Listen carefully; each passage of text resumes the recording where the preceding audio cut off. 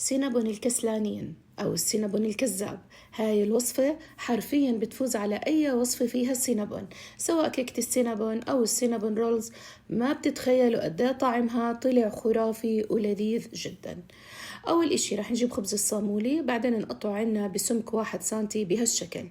رح نبلش نعمل الخلطة. حنحط كوب من الحليب، نص كوب من الزيت، بيضة، فانيليا سائلة، وكمان رح نحط حليب بودرة، قرفة مطحونة، مكعبين جبن كريمي، قهوة سريعة الذوبان، وكاكاو بودر. رح نخلطهم كتير منيح، نضيف عليهم نص كوب من السكر، ورح نخلطهم لحتى يذوب السكر معنا. رح يكون هيك قوام الخليط.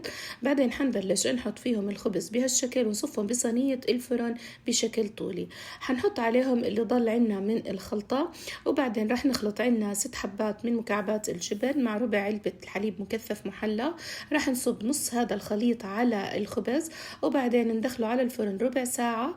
وهيك شكله بعد ما طلع معنا. رح نزينه بباقي الخليط. زينته هون كمان بخطوط من الشوكولاتة السائلة والكراميل والجوز. شوفوا هيك شكله عنا بعد ما جهز. ما بتتخيلوا هاي الوصفة قد ايه طلعت رائعة ولذيذة، وصحتين.